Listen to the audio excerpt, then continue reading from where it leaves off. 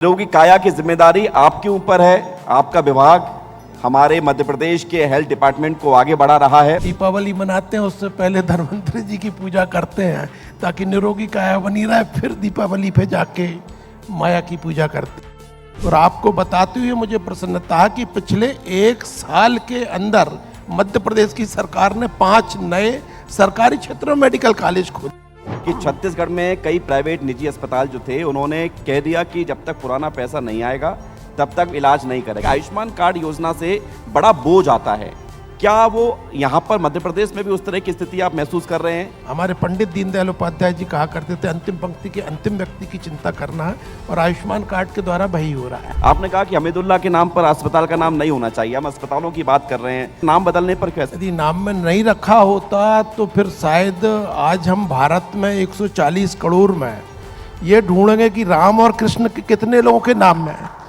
मंत्री जी, बहुत बहुत स्वागत आपका विस्तार न्यूज के इस हेल्थ कॉन्क्लेव में।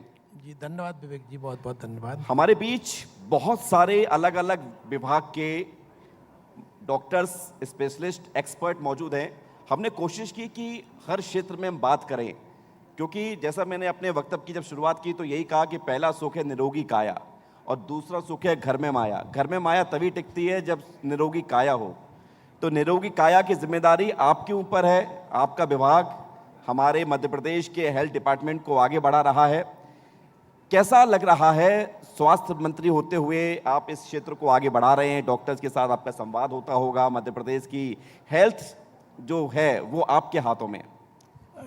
विवेक जी, सबसे पहले तो विस्तार न्यूज़ को बहुत बहुत अभिनंदन है कि उन्होंने बड़े विस्तारित रूप से इस हेल्थ कॉन्क्लेव को आयोजित किया है।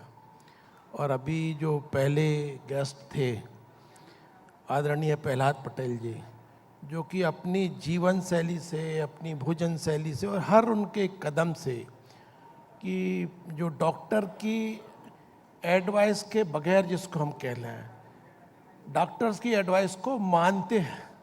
उन्होंने कहा जरूर कि डॉक्टर से ये पैरामीटर करते हैं, वो करते हैं, मैं नहीं मानता, लेकिन सच्चाई बात यह है कि उनकी जीवन शैली ऐसी है, उनकी भोजन करने का जो अपना सब सुनिश्चित है, उससे डॉक्टर्स के जो पैरामीटर है वो अपने आप पूरे हो जाते हैं। तो हमारे यहाँ पर जो भारतीय संस्कृति है उसका यदि हम पालन करेंगे, जैसे आपने कहा निरोगी काया, उसके बाद घर में माया, तो शायद उसी का परिणाम है कि जब हम दीपावली मनाते हैं उससे पहले धन्वंतरी जी की पूजा करते हैं ताकि निरोगी काया बनी रहे, फिर दीपावली पे जाके माया की पूजा करते हैं। लेकिन लोग पहले माया की बात करते हैं आजकल ना। देखिए, यदि निरोगी काया नहीं है तो माया का कोई अर्थ नहीं है। यदि आपकी सबसे बड़ी संपत्ति कोई है तो वो आपका ये शरीर है, क्योंकि जब तक आपका ये शरीर है तब तक ही सब कुछ है। जिस दिन आपका शरीर छूटा उस दिन सब छूट जाएगा। तो इसलिए सबसे पहली प्राथमिकता आपकी होनी चाहिए अपना स्वस्थ शरीर। मंत्री जी, बहुत सारे डॉक्टर बैठे हैं, अलग अलग डिपार्टमेंट में काम करते हैं, लोगों की सेवा कर रहे हैं। वो ये जानना चाहते हैं कि मध्य प्रदेश में स्वास्थ्य के क्षेत्र में क्या आमूलचूल परिवर्तन आने वाला है, क्या नए इनिशिएटिव्स लिए जाने वाले हैं, क्या नया होने वाला है? देखिए, निश्चित रूप से स्वास्थ्य विभाग में बहुत काम करने की आवश्यकता है, ये हम बार बार स्वीकार करते रहे हैं।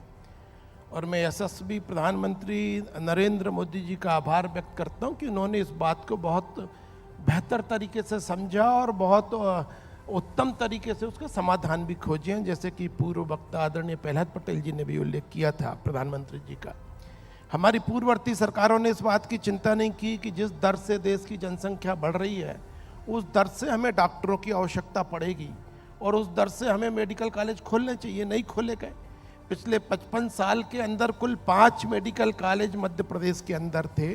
और आपको बताते हुए मुझे प्रसन्नता है कि पिछले 1 साल के अंदर मध्य प्रदेश की सरकार ने 5 नए सरकारी क्षेत्रों में मेडिकल कॉलेज खोले। ये तालियां बजनी चाहिए, बहुत बड़ी बात है।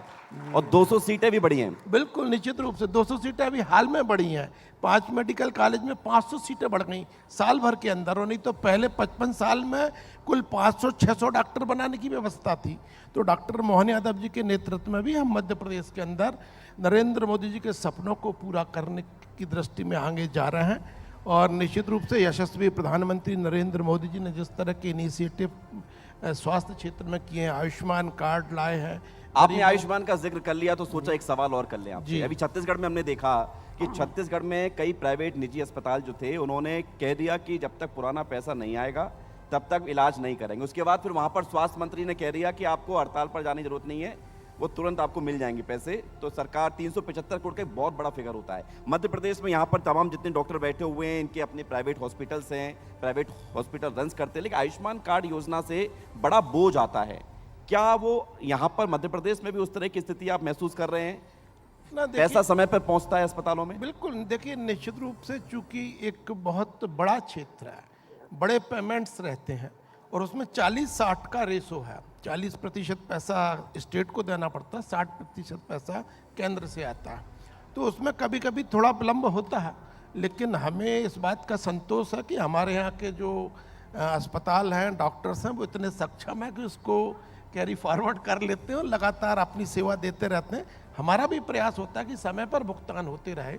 तो निश्चित रूप से आयुष्मान का लाभ, हमारे पंडित दीनदयाल उपाध्याय जी कहा करते थे, अंतिम पंक्ति के अंतिम व्यक्ति की चिंता करना है, और आयुष्मान कार्ड के द्वारा वही हो रहा है। नहीं तो आपने कहा कि सक्षम है, लेकिन मतलब बैकलॉग क्लियर है पूरा? हाँ बिल्कुल, निश्चित रूप से लगातार होते रहता है। कभी कभी कुछ एक सवाल और मैं आपसे पूछता हूँ, क्योंकि ये सवाल वैसे तो हेल्थ कॉन्क्लेव कर रहे हैं, लेकिन एक राजनीतिक सवाल है। अभी मध्य प्रदेश में राजधानी भोपाल में हमीदिया अस्पताल के नाम बदलने को लेकर आपने बहुत जोर से आवाज उठाई। आपने कहा कि हमीदुल्ला के नाम पर अस्पताल का नाम नहीं होना चाहिए। हम अस्पतालों की बात कर रहे हैं, स्वास्थ्य की बात कर रहे हैं, तो नाम बदलने पर कैसे फिर आपने इस पर ध्यान आकर्षण किया? देखिए, भले शायद शेक्सपियर कह गए हैं कि नाम में क्या रखा है। यदि नाम में नहीं रखा होता तो फिर शायद आज हम भारत में 140 करोड़ में ये ढूंढेंगे कि राम और कृष्ण के कितने लोगों के नाम में है। ढूंढेंगे तो शायद ये संख्या बहुत बड़ी होगी, और रावण और कंस के नाम पर कितने हैं तो शायद ढूंढना मुश्किल पड़ेगा। मिलते हैं, हालांकि ये मिल जाते हैं, लेकिन मुश्किल पड़ता है। तो निश्चित रूप से नाम में बहुत कुछ रखा है। और जब मैंने मुझसे प्रश्न पूछा गया नवाब के बारे में, तो मेरा जिस विधानसभा क्षेत्र से मैं आता हूँ वो विधानसभा भी भोपाल रियासत का हिस्सा थी जी। और 1947 में भोपाल में तिरंगा झंडा नहीं फहराया गया था। 1 जून 1949 के बाद भोपाल में तिरंगा झंडा फहराया गया है।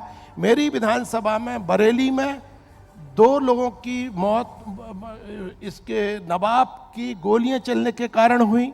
बोरास के नर्मदा तट पर जहां पर तिरंगा यात्रा निकाली जा रही थी, तिरंगा फहराया जा रहा था, वंदे मातरम गाया जा रहा था, वहां पर नवाब की गोलियों से 4 लोग बलिदान हुए। तो ऐसे में यदि ऐसे नवाब के नाम पर कोई संस्थान होगा तो मुझे तो दर्द होगा। लेकिन दर्द, तालियां बज रही हैं इस पे, आपके दर्द पर लोग महसूस कर रहे हैं। जब जनता का समर्थन है तो फिर हम क्या ही सवाल पूछेंगे। आगे बढ़ेंगे। मेडिकल कॉलेज की बात आपने कही है, लेकिन मातृ और शिशु स्वास्थ्य के क्षेत्र में बहुत काम करना बाकी है। इस दिशा में हम क्या बढ़े? कुपोषण एक बहुत बड़ी चुनौती है मध्य प्रदेश की। देखिए, लगातार मध्य प्रदेश की सरकार सारे क्षेत्रों में काम कर रही है। शिशु मृत्यु दर और मातृ मृत्यु दर कैसे हम कर सकते हैं, इसके लिए हम लगातार कार्यक्रम चला रहे हैं, नए नए प्रयोग कर रहे हैं।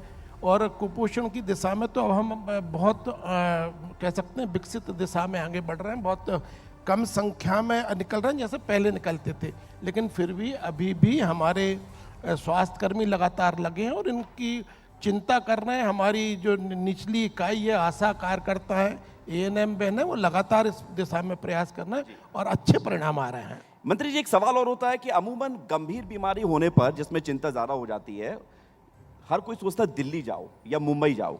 क्या ये सोच में आप परिवर्तन महसूस कर रहे हैं? क्या मध्य प्रदेश का कोई भी व्यक्ति की जो है यहीं पर इलाज संभव है?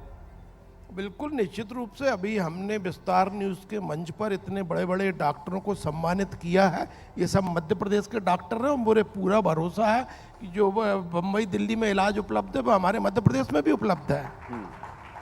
बड़ी बात है। मंत्री जी देखिए, हमारी ये कोशिश है, आज हमने कॉन्क्लेव किया, आज शहरों में कर रहे हैं, भोपाल में कर रहे हैं, हम गांव में भी जाएंगे, छोटी छोटी जगहों पर भी जाएंगे और बड़े बड़े शहरों में भी जाएंगे। मीडिया से आप क्या उम्मीद करते हैं, हमसे क्या सहयोग की अपेक्षा करते हैं? आप कुछ अगर अपेक्षा आज यहाँ मंच पर कहेंगे तो मैं जो है तुरंत उस पर हम लोग चाहेंगे कि उसको पूरा करें। और अगर आप कुछ और सवाल पूछना चाहते हैं तो मुझसे भी पूछ सकते हैं। बिल्कुल, धन्यवाद विवेक जी। शायद आपने एक बहुत महत्वपूर्ण मैं कह सकता हूँ प्रश्न भी कहा और सुझाव के लिए भी मुझे कहा है। हम लोकतंत्र में 4 स्तंभ मानते हैं, न्यायपालिका, कार्यपालिका और विधायिका। चौथा स्तंभ है तो मीडिया है। अब यदि उसको लोकतंत्र का चौथा स्तंभ माना गया है तो निश्चित रूप से इन तीनों इकाइयों का यदि जो भी काम रहता है वो समाज के बीच में पहुंचाने का यदि कोई सर्वोत्तम काम करता है तो वो मीडिया करता है। बस इतना ही मेरा आग्रह आप लोगों से है कि यदि सकारात्मक रूप से मीडिया अपनी भूमिका निभाएगा तो निश्चित रूप से 2047 तक हम भारत को विकसित भारत बनाने की दिशा में तीव्रता से आगे बढ़ेंगे। बहुत बहुत धन्यवाद मंत्री जी।